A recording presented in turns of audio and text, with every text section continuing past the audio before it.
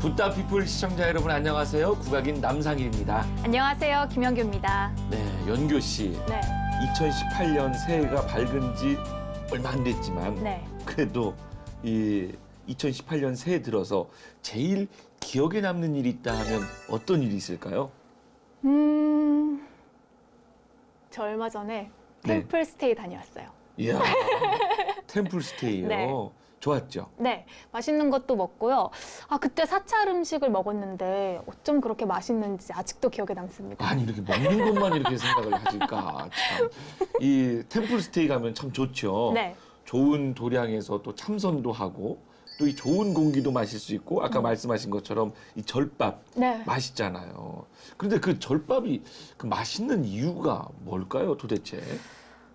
글쎄요. 뭔가 고기가 일단 안 들어가니까 먹었을 때 위가 좀 편안한 것 같기도 하고 또 네. 채소로 어쩜 그렇게 맛있는 맛을 낼 수 있는지는 전 잘 모르겠네요. 네, 뭐 그것도 전혀 틀린 얘기는 아닙니다만은 그 사찰 음식만의 그 뭐라 그럴까요? 그 미학, 그 사찰 음식만의 그 독특한 정신 세계가 있기 때문에 사찰 음식이 맛도 좋고 몸에도 좋고 하지 않을까 하는 생각이 저 개인적으로는 드는데 네. 이 스님께 여쭤보면 정답이 술술술 나올 것 같습니다. 이 그러니까요. 30여 년 동안 이 사찰 음식을 통해서 구도자의 길을 오롯이 걷고 계신 분이거든요. 그리고 타이틀이 참 많습니다. 그리고 딱 뵈면 그 스님! 이렇게 맞습니다. 아마 시청자 여러분들께서 많이 말씀을 하실 것 같은데 네. 어떤 분이시죠? 네, 오늘 붓다피플에 모신 분은요. 대한민국 사찰 음식의 명장 당신은 무엇을 먹고 사십니까의 저자 선재 스님 모셨습니다. 스님 안녕하십니까? 네, 네, 안녕하십니까. 반갑습니다. 예. 네, 스님 먼저 BBS 붓다피플 시청자분들께 인사 말씀 부탁드립니다. 예.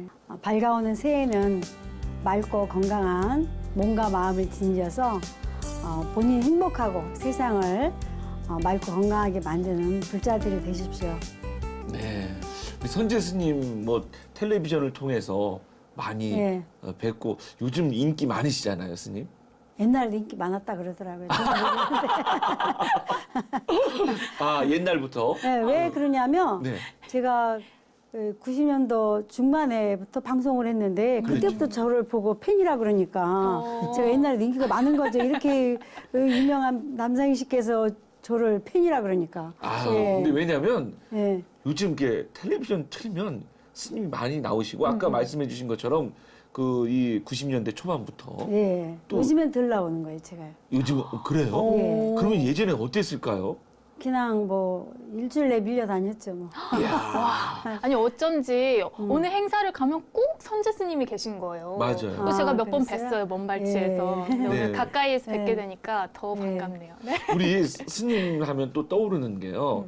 이 지난해였죠. 예. 스리랑카 대통령께서 예. 오셨을 때 그 40주년 그 기념으로 예. 청와대 만찬에서 우리 스님의 그 음식이 그 상에 올랐다고 하는데 저는 사진으로만 봤거든요. 물론 뭐 초청을 안 받아서 가보진 않았지만 사진으로 보니까요. 예. 와, 이건 미술 작품이고 예술 작품인 것 같더라고요.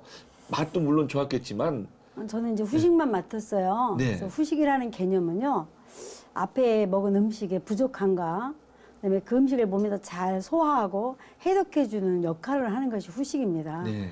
그래서 이제 그 오래된 소나무로 만든 송차. 근데 제가 먹어봐도 너무 향기가 좋았어요. 그래서 이제 그분들이 육식을 안 하기 때문에 생선 위주로 했지만 스리랑카 대통령은 그래도 안 드셨어요. 예, 그래서 혹시 그 음식을 만들면서 만지게 되면은 안 드시는 분들한테는 아르레기 반응이 날 수도 있어서 그 아르레기를 중화시켜 줄 수 있는 능이버섯이라는 게 있어요. 네. 이게 비싸요. 1등이잖아요. 예, 그 능이버섯하고 그다음에 이제 치매 예방도 해주고 스님들의 건강을 많이 도와주는 측백나무하고 잣하고 넣어서 예, 그 다식하고 그다음에 그 겨울에 이제 우리 부족한 영양을 채워주는 것인데 해초에다가 제피하고 참기름하고 이제 고추장하고 이렇게 넣어서 만든 자반이라는 게 있어요. 네, 그걸 그냥 자반. 간식처럼 먹는 거예요. 네. 모든 영양이 다 포함되어 있어요. 그래서 그거하고 이렇게 냈는데 어쨌든 그분들이 생각보다 굉장히 그 송차에 대해서 많이 후하게 또 이렇게 또 막 맛을 또 평해 주셔서 저 나름대로 또 굉장히 또 그래도 좋은 시간이었습니다. 네, 그 사진이 인터넷에 올라와 있거든요. 근데 야, 오늘 안 가져오셨죠, 스님? 그러게 말이에요. 제가, 마시고 어, 싶다. 네. 송차. 제가 나중에 꼭 한번 기회가 되면 제가 마시게 해드리겠습니다. 네, 아니 스님 말씀만 들어도 그러니까요. 입에서 침이 고이고요. 맞아요. 네. 아니 근데 스님은 그 이 솜씨도 좋으시지만 말씀하시는 말솜씨도 있으신지 말씀만 들어도 이게 침이 막 고이고 그러거든요. 아마 방송도 많이 하시고 또 많은 분들과 이렇게 호흡하시다 보니까 아마 말씀도 저렇게 맛깔나게 해주시는 게 아닌가 싶네요. 아유, 이렇게 두 분이 잘 해주셔서 그래요. 아이고 아닙니다. 그런데요, 스님, 네. 아까 저희가 오프닝에도 잠시 뭔가 궁금증이 네. 생겼잖아요. 사찰 음식은 어떻게 그렇게 맑고 담백한 맛이 날까? 이건 스님께만 여쭤볼 수 있는 말이 그렇죠. 아닌가 싶은데 네. 왜 그런가요? 그 음식은 우리가 수행식이거든요. 그래서 막 화가 난다든가 이렇게 막 동적으로 움직이는 음식이 아니고 마음을 가라앉혀주는 그런 음식이에요. 그래서 맛 자체도 담백하지만 그 음식을 먹으면 우리 마음에 평화를 주는 음식이기 때문에 아까 템플스테이에 가서 맛있었다는 것은 그만큼 맑다 소리예요. 예, 그 맑은 것을 좋아하기 때문에. 근데 그 맑은 걸 좋아하는 분들은 절에 오면 굉장히 그게 맛있다고 느껴지지만 그 음식이 맛없다는 사람은 몸을 한번 점검해 보시는 게 좋아요. 그래서 그 음식이 맛있어질 때까지 절에서 계시면 이 몸이 맑아지고 자기 또 그 모든 운이 바뀝니다. 예. 마음이 맑아지면 자기 빛이 나잖아요. 예. 그쵸.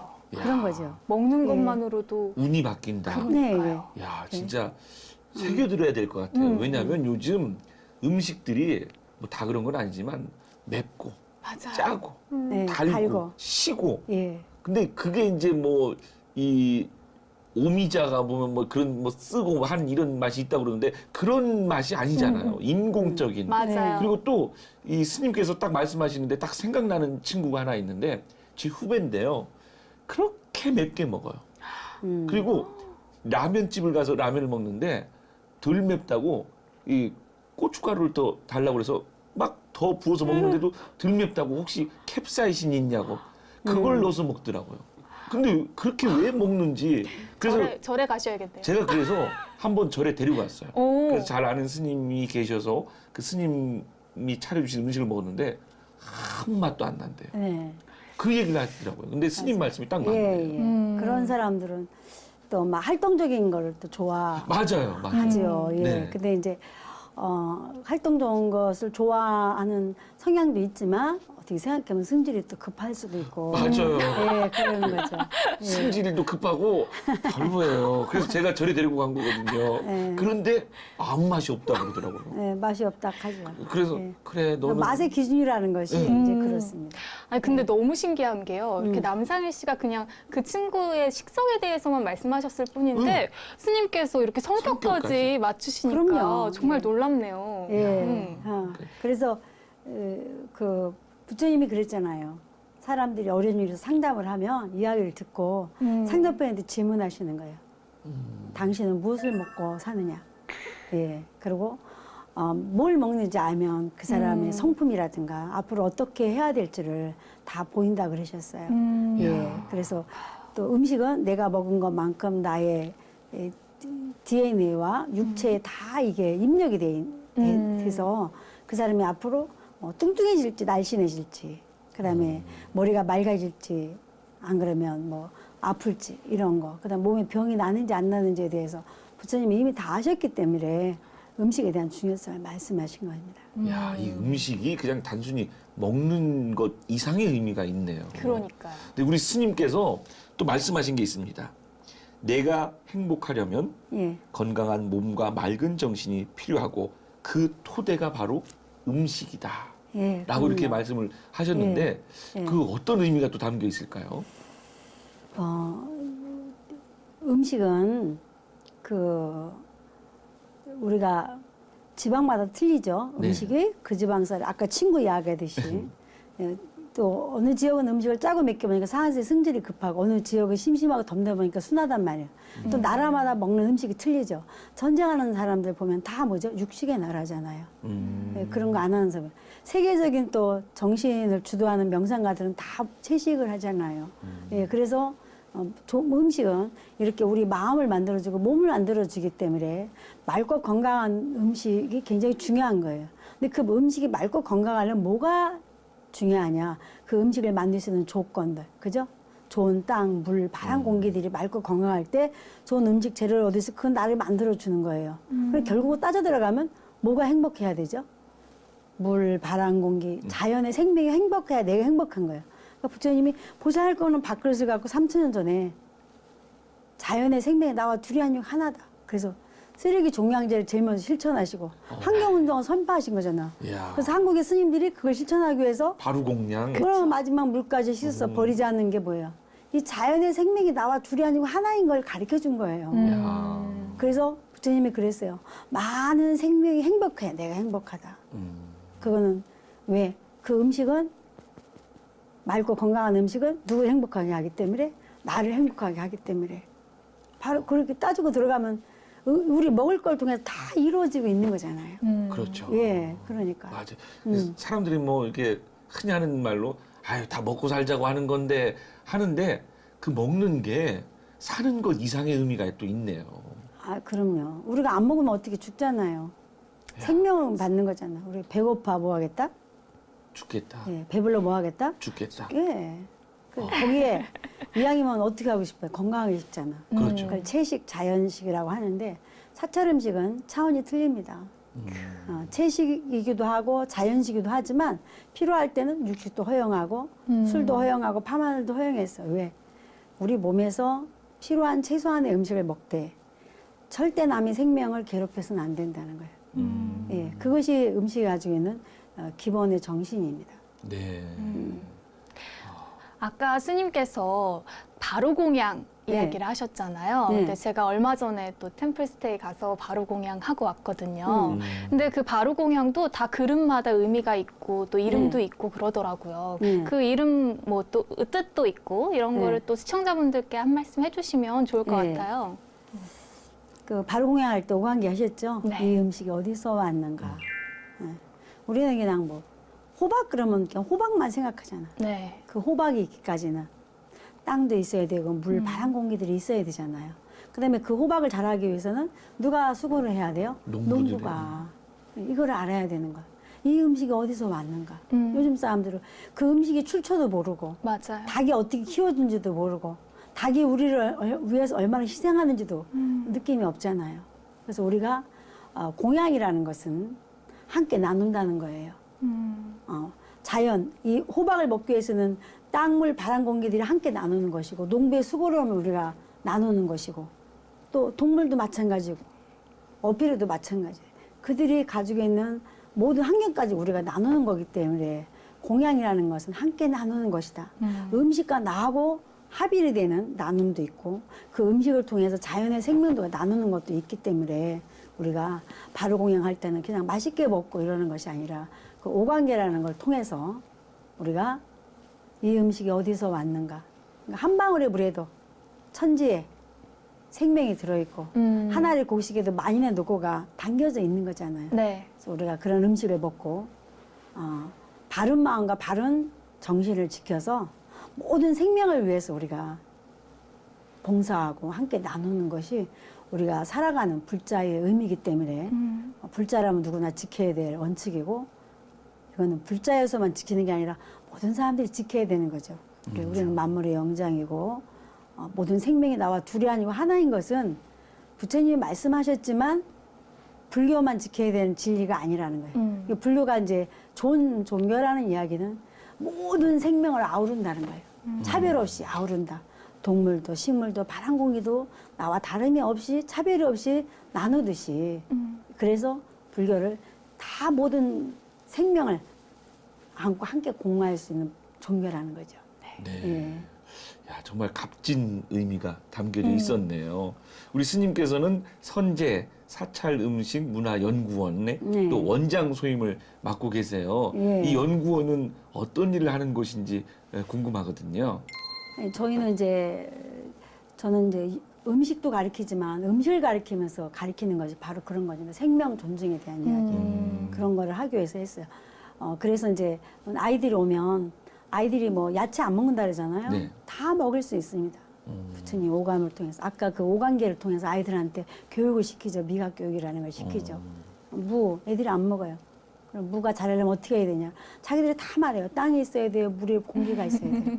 어떻게 키우지? 농부가 수많은 손길을 통해서 이거 어제 방에 스님이 사왔단다. 그러니까 이거 얼마짜리라고 하면 안 된다. 예, 그래서 아이들한테 물을 썰어서 먹어보라 그러죠. 느낌을 느껴봐라. 그럼 애들이 다 말해요. 단맛이 나요. 햇빛을 봐서 물이 나왔어요. 물을 먹었잖아. 소리가 들려요. 바람 소리 듣고 자랐지 않니? 아이들하고 하면서 그 음식을 통해서 어떤 자기 그 자연의 생명을 자기 느끼면서 자기 안의 심성을 깨우는 거예요.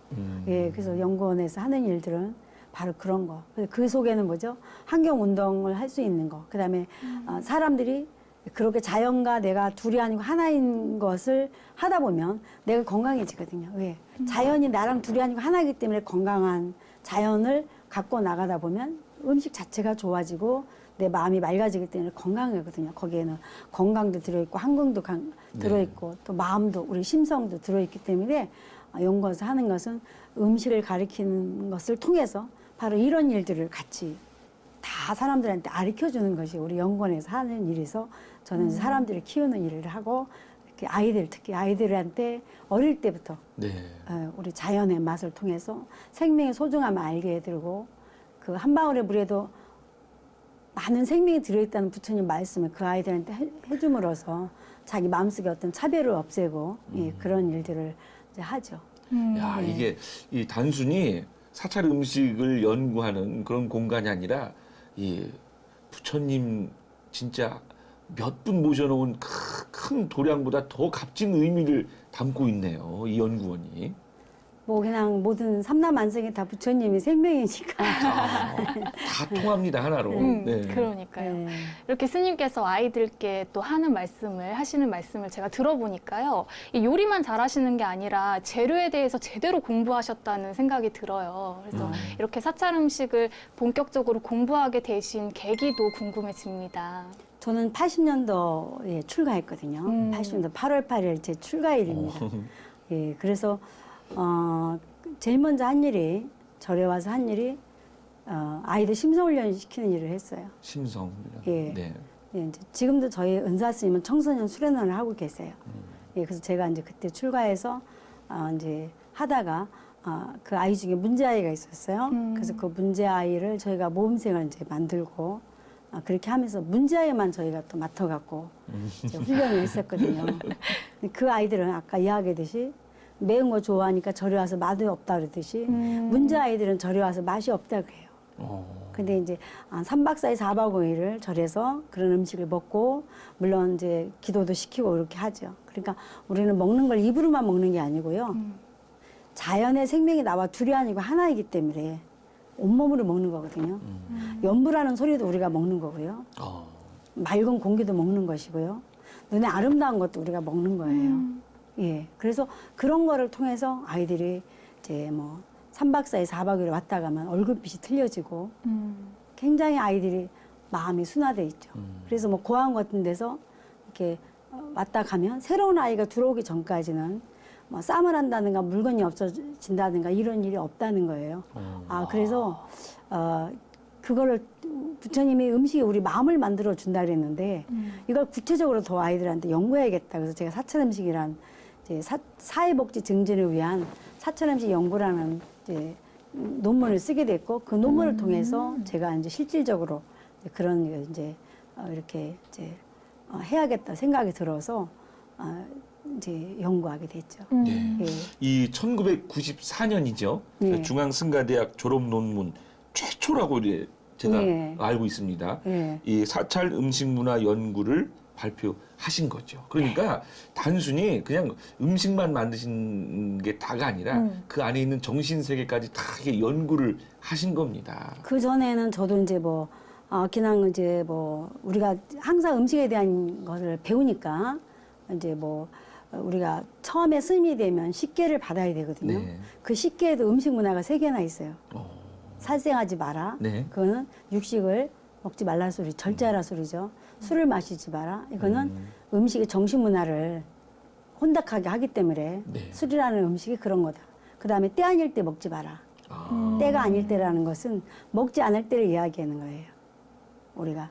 그래서 이제 우리 몸에 리듬이라는 게 있어요. 아침, 점심, 저녁 리듬이 있는데 저녁에는 이제 우리 아침에는 뇌가 활동하는 시간, 낮에는 위장이 활동하는 시간. 그래서 부처님이 하루에 한 끼니를 위장이 활동하는 시간에 들어서 4시, 9시에서 11시 낮이잖아. 그때 드셨고 저녁에는 이제 간, 심장, 시장, 대장이 활동하는 시간이기 때문에 그 시간에는 음식을 절제하라는 거예요. 그래서 스님들이 5분씩을 하는 이유가 바로 그런 거거든요. 그래서 우리가 이제 때 아닐 때 음식을 먹는, 그러니까 음식에 대한 것을 3개나 10개 중에 3개를 한 거는 불교뿐이 없죠.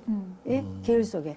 그만큼 음식이 중요하고 그 3가지는 스님들의 정신 건강과 몸의 건강을 중요시하는 부처님의 말씀이시기 때문에 예. 그렇기 때문에 우리가 스님들이 맑고 건강해야 수행을 할 수 있고 그 수행을 잘해야 뭐죠? 사회가 맑고 행복할 수 있기 네. 때문에 그렇게 계율 속에 넣어서 하신 거잖아요. 네. 참 네. 정말 큰 의미가 담겨져 있습니다. 음식 안에서도요. 네. 그래서인지 우리 선재 스님께서 대한불교 종계종 네. 사찰 음식 명장, 네. 명장 1호라고 들었는데 네. 그 이야기도 좀 해주세요. 이제 명장이라는 칭호를 이제 처음 받았잖아요. 네. 그리고 이제 저 비구니 회에서는 이제 명인을 주셨어요. 그리고 중앙 승가대학께서는 이제 명의학 박사를 주시고 이렇게 한꺼번에 이렇게 딱 왔어요. 이야. 사람들이 저한테 아니 왜 갈래 없는 명장을 받았느냐.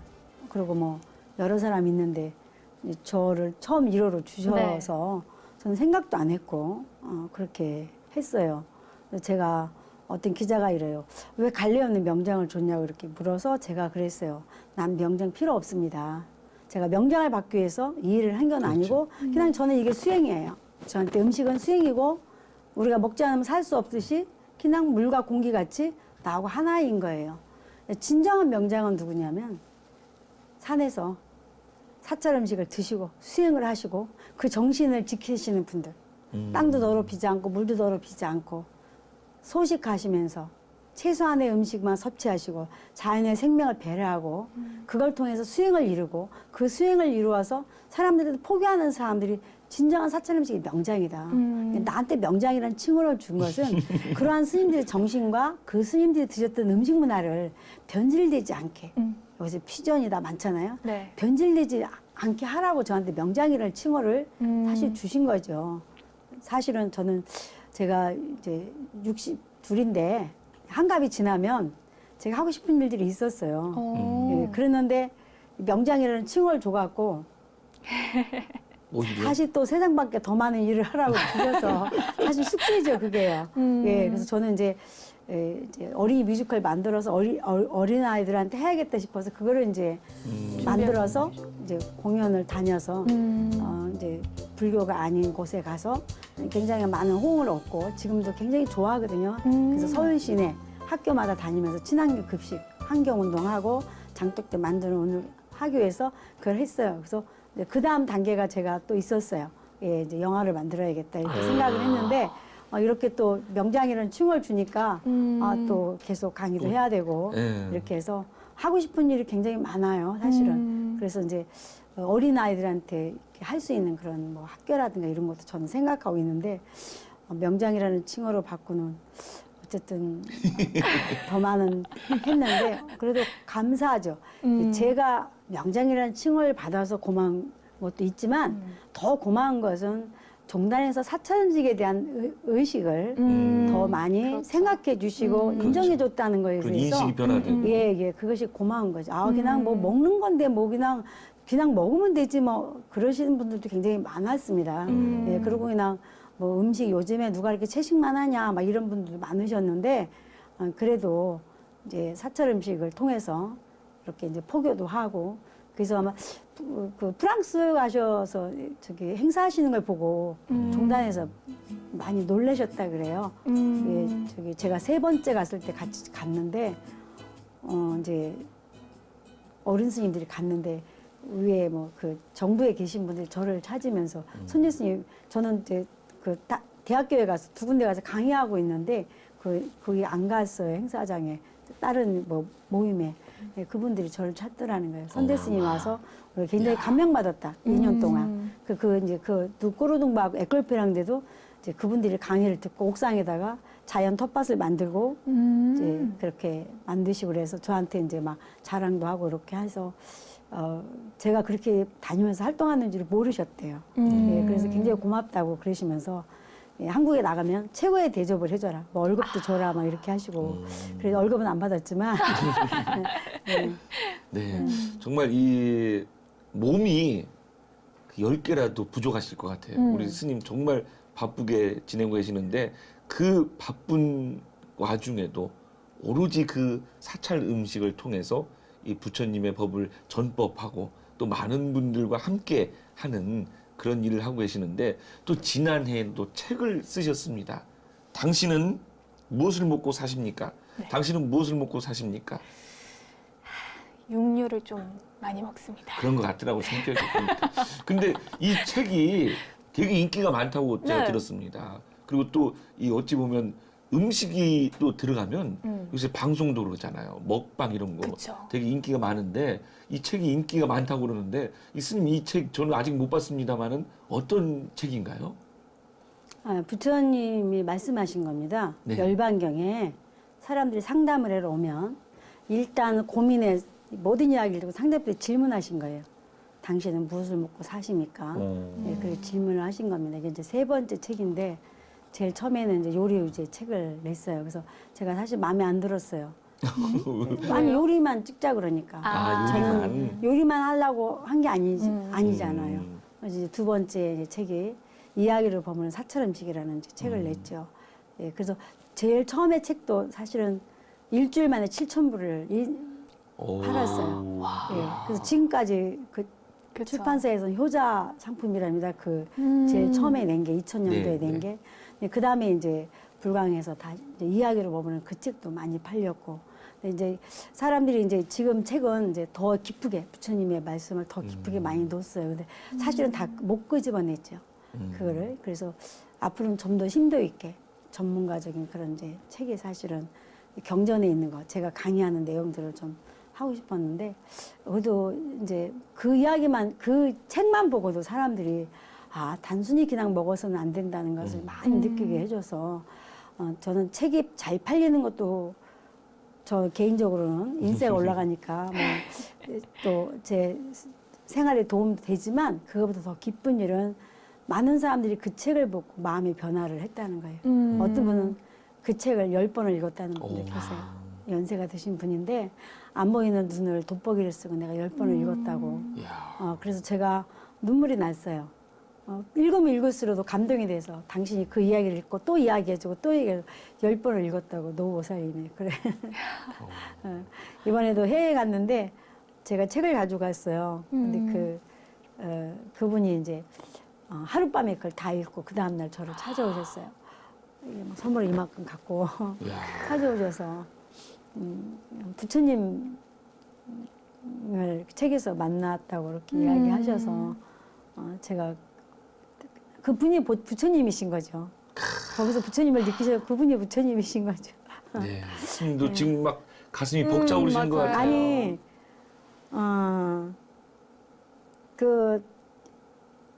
하여튼 그 분들이 그런 거를 이제 만나면서 그 마음에 이제 그런 기쁨을 공감한다는 자체가 그래도 너무 감사하잖아요. 그 스님의 그 진심이 이 책을 통해서 맞아요. 그리고 또 스님의 말씀을 통해서 음식을 통해서 하나가 된 거죠. 그러니까 참 아까도 우리 스님께서 늘 하시는 말씀이 둘이 아니다 하나다. 이게 바로 그런. 왜냐면 나도 많이 아파서 내가 죽음의 문턱까지 갔을 때 나를 살려주는 것이 부처님의 지혜였어요. 식생활 지혜. 그렇기 때문에 이걸 내가 어떻게 사람들하고 소통을 하고 나눌 것이냐. 예, 그래서 아프기 전에 아픈 사람도 필요하지만 아프기 전에 우리가 이걸 많이 좀 접했으면 좋겠고, 특히 이제 어린 아이들이 많이 지금 아프잖아요. 네. 우리 미래인데 그 아이들한테 어떻게 이거를 많이 접해줄 것인가 이런 생각을 하면, 예, 그래서 그런 일을 내가 또 해줄 수 있으니까 감사하기도 하지만 아직도 할 일이 너무 많아서, 예. 이 책을 제가 꼭 사서 10번 정도 하면 읽어야 되겠습니다. 왜냐하면 제가 몸이 아끼잖아요. 그러니까 그쵸. 악기 관리 차원에서라도 그리고 또 이 불자의 입장에서라도 꼭 사서 읽어야 되겠다 하는 네. 생각을 꼭 사서 읽으세요. 아유, 제가 여기 들고 왔어야 했는데 죄송합니다. 아닙니다. 아닙니다. 아니, 그런 거 꼭 사서 봐야 돼요. 맞아요. 그런 건 돈을 주고 사야 더 마음에 와닿는 게 맞아요. 있더라고요. 그리고 그냥 주시는 건 잘 안 읽게 되더라고요. 네, 저희가 꼭 사서 열심히 읽고 또 많은 분들에게 이 전법 하도록 하겠습니다. 네. 이렇게 스님 말씀 들으니까요. 스님께서 음식과 부처님의 말씀을 연관지어서 많은 분들께 알려드리고 싶어 하시는 것 같다는 생각이 듭니다. 네. 근데 이 책, 당신은 무엇을 먹고 사십니까를 출간하고 나서 또 북콘서트하고 어떤 강연도 초청이 네. 많이 들어온다면서요. 예, 아니 이제 그 전에도 강의를 많이 했는데 이 책을 읽고는 이제 사람들이 질문 내용이 틀려졌어요. 강의 가면 읽고 이제 하기도 하고, 그래서 이제 뭐 하여튼 뭐 많이 다니죠. 예, 그래서 우리가 사실은 이제 불교 아닌 곳에서 스님들을 초대하는 게 쉽지 않잖아요. 예, 그래서 관공서라든가 이렇게 뭐 도서관이라든가 뭐 미술관이라든가 안 그러면 시청에 도청에 이런 데 가서 이제 강의를 하면 한 번만 강의를 들으면 그 사람들의 삶이 바뀌어진다는 거예요. 예, 그래서 그런 면에서 예, 이 책이 사실 고맙기도 하고 예, 감사하죠. 이 스님 잘 모르셔서 그러는데 인기 강사세요. 그리고 이 스님 이 강연 듣고 감동받으시는 분들이 참 많다고 그러는데 이 스님께서 강의하실 때 가장 중요하게 말씀하시는 분이 있을 것 같은데요. 예, 가는 곳에 따라서 이제 내용이 조금 틀려지긴 하지만 그래도 생명이죠. 생명. 예, 내가 먹는 음식은 내 몸에 들어가서 어떻게 하는가 책임져야 되는 거예요. 그다음에 내가 그 선택한 음식에 따라서 내 몸도 살리기도 하고 죽이기도 하지만 그 자연의 생명도 살리기도 하고 죽이기도 하잖아요. 예, 그러니까 요즘에 이제 뭐 닭고기 애들 많이 좋아하잖아요. 네. 계란 넣은 것도 많이 좋아하고. 그럼 닭은 본래 엄마 아빠 뿅아리들이 놀러 다니면서 꽃도 보고 물도 먹고 하늘도 치다보고 소풍 당했잖아요. 그거 아세요? 네. 예. 근데 좀 있으면 애들이 그런 거 몰라요. 닭이 어떻게 키우는지도 모르는 거예요. 그러겠죠. 예, 닭고기의 본래 맛도 모르는 거예요. 예, 그런데 이제 사람들이 욕심내서 양계장에 가두고 또 뭐 다리에다가만 주사를 놔서 열흘만 해도 잡는다는 거예요. 십몇 년을 키우는 닭을. 닭이 삶이 없어졌어. 우리 사람들 욕심 때문에. 그러다 보니까 닭이 와서 어떻게 하죠? 우리의 삶을 뺏어요. 그런 걸 먹고 아이들이 성장 촉진제가 이제 몸속에서 다리 커지는 데 가서 다리가 커지고 팔이 커지고 혹이 나고 내장에 가서 붙어서 아이들이 막 암에 걸리고 이렇게 막 혹이 커지는 거예요. 그리고 막 태어나서 얼마 안 돼서 막 생리하고 우리나라는 태어나서 한 달 만에 생리하고 9개월 만에 자궁암 수술하고 이렇게 자연의 생명을 뺏으면서 우리 삶이 했기 때문에 사람들한테 그거에 대한 책임을 져야 된다는 거죠. 예, 그래서 내가 그냥 닭을 하나 먹었지만 그 닭 하나 먹는 걸로 내가 맛있게 먹는 걸로 끝나는 게 아니라는 거. 일단 내 몸에 들어와서 나의 어떤 변화를 일으키지만 우리가 자꾸 그런 닭을 사 먹게 되면 자꾸 그렇게 닭을 키울 거 아니에요. 그쵸. 좋은 닭을 키울 수 있도록 우리가 좋은 닭을 선호해 줘야 되고 닭의 삶을 인정해 줘야 된다는 거예요. 그다음에 야채도 제철의 야채. 그다음에 자연에서 키운 야채를 우리가 사 먹어야지. 그 농사 짓는 농부들이 긍지를 갖고 농사를 짓고 있는데 그 그래. 농부들이 먹고 살아야 해서 그런 거를 만들 수 있잖아요. 근데 우리가 막 싸고 막 그 빨리빨리 키우는 걸 먹다 보면 계속 그런 그렇죠. 농사를 짓게 되고 그런 음식을 내가 먹으면 어떻게 해요? 내가 병들잖아요. 그러니까 이제 그런 이야기를 해주죠. 그래서 이제 우리가 우리의 입맛이 그러니까 좋은 사회라는 것은 개인이 잘할 때 좋은 사회가 된다는 거예요. 사회의 모든 책임은 개인의 작은 행동에서 하기 때문에 우리가 먹는 하나의 작은 야채, 작은 과자 하나 때문에 우리가 우리 몸과 마음, 아이들도 망치지만 우리 사회가 전체가 하기 때문에 그거에 대한 게 책임 의식을 일깨워주는 것이 제가 요리 강의하면서 하는 거고요. 그다음에 다 이제 부처님 말씀만 하니까 음식이 약이라고 그랬다. 그러니까 우리 지금 먹는 게 약을 먹고 있느냐. 예. 약이 먹기 전에 해야 되는 행동은 뭐냐면 약이 아니는 걸 버리는 거예요. 제가 이제 아프면서 이제 얻은 결론이죠. 아, 우리 스님 말씀 막 빠져들어요. 그러니까요. 진행해야 되는데 이제 강연 이렇게 참석해서 듣는 청강생이 된 것 같은데요. 맞아요. 참 스님 말씀 중에 또 와닿는 부분이 뭐냐면 그 제대로 농사지어서 이를 판매하시는 분들에게 긍지와 자부심을 심어줄 수 있는 그래, 그런 것들을 사 먹고 또 그분들이 아 내가 농사짓고 정직하게 농사진 것이 이렇게 인기가 많고 하니까 더 열심히 긍지를 가지고 정직하게 해야 되겠구나. 그럼 서로 이렇게 좋아지는 거잖아요. 야, 그 말씀도 참 와닿네요. 그러니까 이제 농사 짓는 분들한테는 자기가 농사 짓는 데 대한 긍지가 있어야 되는 거잖아요. 네. 그 긍지를 또 일러줘야 되고 야. 그렇게 농사 짓는 사람들이 긍지를 가질 수 있도록 사 먹는 사람들이 또 그런 의식이 있어야 되잖아요. 그러니까 다 교육을 시켜야 되는 거예요. 그러니까. 야, 근데 이 말씀이 그냥 식생활에 관련된 것이 아니라 어찌 보면 경제의 문제하고도 관련이 돼 그러네요. 있어요. 그래서 사회, 경제, 문화, 뭐 다 과학, 철학 다 있죠. 예. 음식이네요. 네. 야, 스님 말씀에 푹 빠져 있다 보니까 제가 해야 될 걸 지금 놓치고 있었습니다. 제가 스님께 노래 한 곡을 들려드려야 되거든요. 스님의 말씀을 듣고 느낀 감정을 판소리 한 대목을 인용해서 들려드리는 그대를 위한 소리입니다. 감사합니다. 왕이 발을 대어 주니 도사백을 볼지 심소장을 하여 간담은 복이요 배대장은 금요 신방광소요 비난 토라 간목이 대가의 목극토 흔히 표가 상하옵고 담성이 심원이 심경이 미하고고 배대장이 왕성은이 간담 경의자지니라 방서일러스대 비내 일신지 조종이요 담은 내 일신지 표본이라 심정즉 만병이 실고고 심동즉 만병이 생하고니 심정고 상하고니 무슨 병이 아니날까 오로칠상이 급하고니 보중탕으로 잡수시오 숙지황위 근하여 탓돈이요 산사 육천문동 세신을 고토고 육종용 택사 앵소각각한 동감 조체를 본 소일중전 만전용 사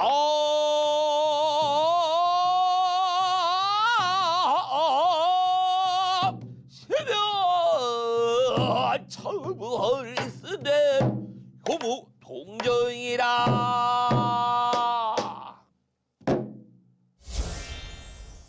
네.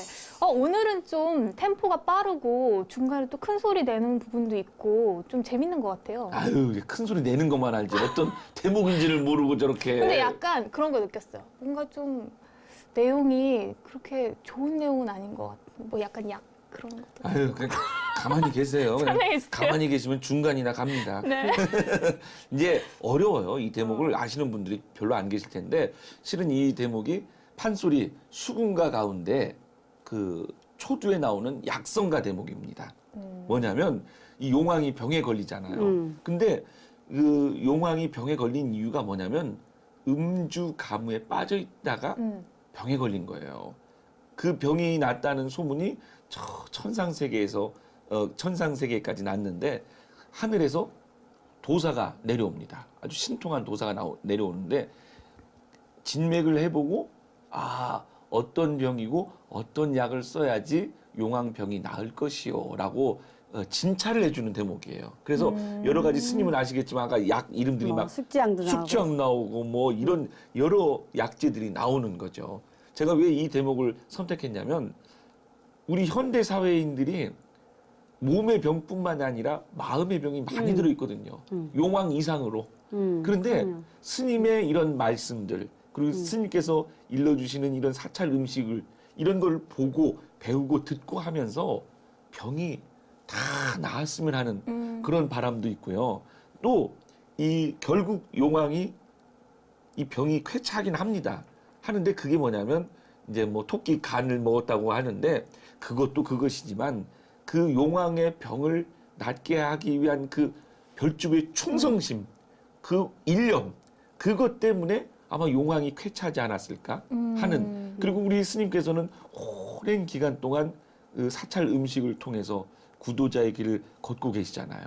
그 부처님을 향한 그 일념, 그리고 어찌 보면 중생들을 아픈 중생들을 다 끌어안는 그 보살의 그 마음, 그런 것들 때문에 제가 이 소리를 택해서 들려드렸는데요. 아마 별주부의 그 충성심이나 죽을지 모르잖아요. 별주부는 세상에 나가도. 그쵸.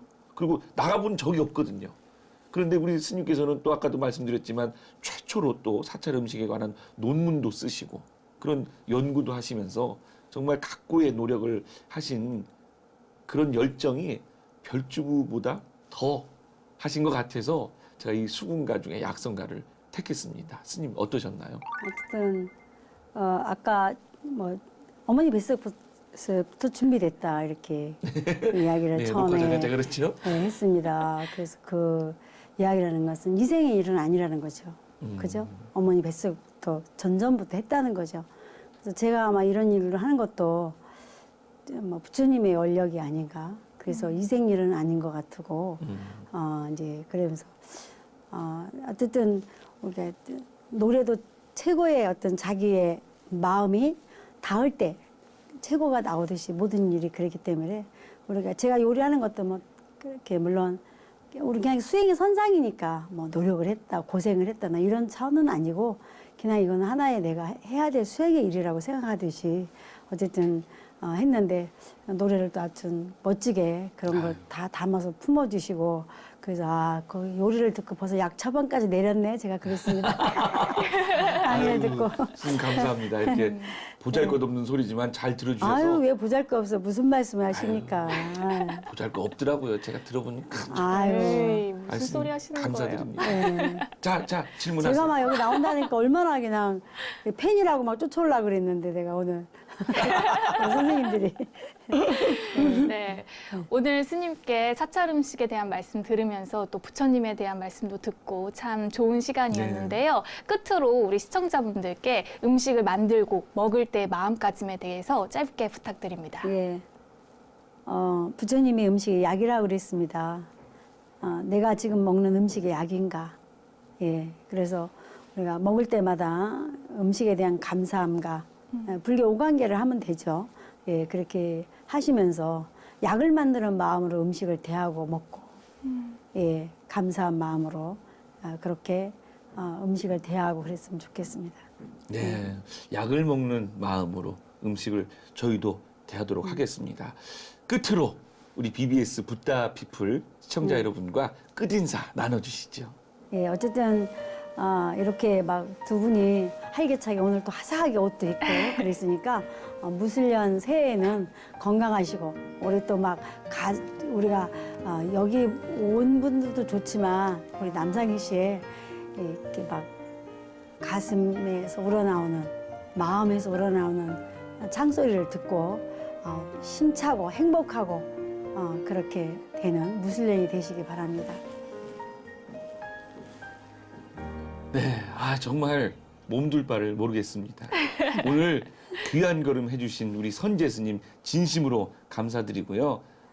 오래도록 우리 곁에서 좋은 음식 그리고 좋은 말씀 펼쳐주시길 바라겠습니다. 오늘 귀한 걸음 해주셔서 진심으로 감사드립니다. 네, 고맙습니다. 귀한 자리에 초대해주셔서 감사합니다. 네. 네, 붓다 피플 오늘 정말 그 여느 때보다 맛있는 시간이었습니다. 맞습니다. 그렇죠? 네. 자, 다음 주 붓다 피플도 더욱 맛있는 이야기 또 행복한 이야기 준비해서 시청자 여러분 찾아뵙겠습니다. 붓다 피플 좋다.